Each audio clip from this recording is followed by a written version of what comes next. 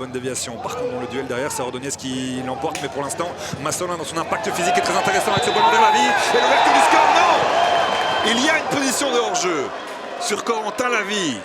Ah oui! Eh bien, on va revoir ça. Parce que dans le live, moi, j'en avais pas l'impression. Je sentais que l'attaquant Borin avait fait le bon appel. On revoit ici. Ouais, si.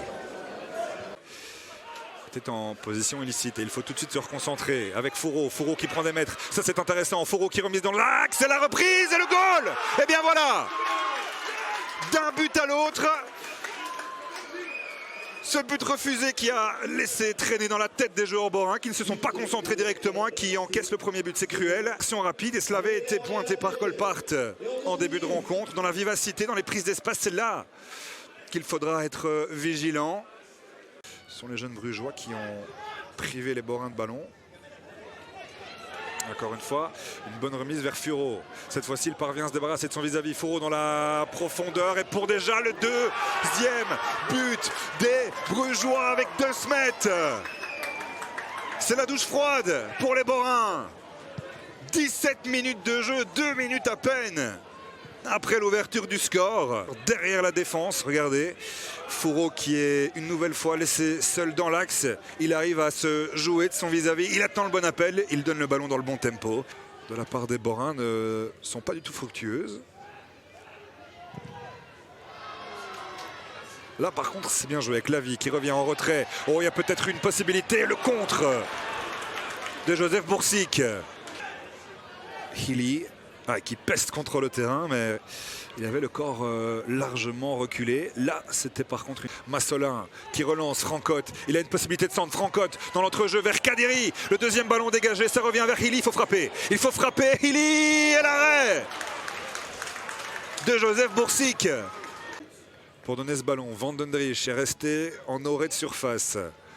Hilly s'est travaillé au deuxième poteau sur la tête de Kadiri, la reprise derrière. Hop là le geste, il est magnifique ce but. Ah, la retourne s'il vous plaît de Jordan Kadiri qui était déjà le Borin sur le premier ballon.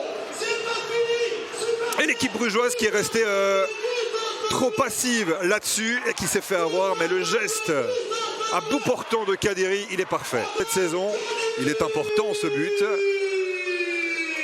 Regardez, c'est déjà lui qui est dans le duel là. Il le perd ce duel, la reprise derrière de Lavie. Et puis on regarde trop laisser ce ballon passer côté brugeois. Et Kadiri qui fait le bon geste.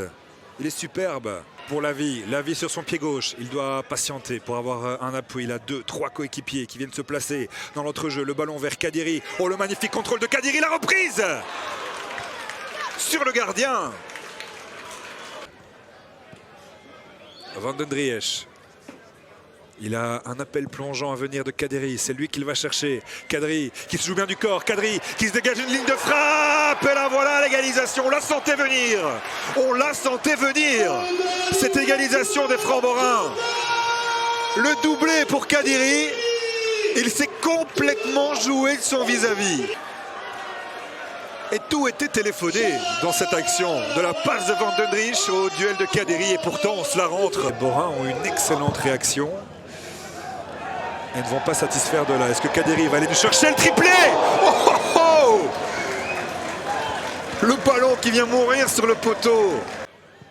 Et au niveau des rendez-vous sur Eleven DAZN ce week-end, il y a bien sûr ce gros duel italien entre Rome et l'Inter. L'Inter qui caracole toujours en haut de classement. Pendant ce temps-là, il y a une bonne ouverture côté gauche pour Guirassi. Guirassi sur son pied gauche qui vient heurter Joseph Boursic.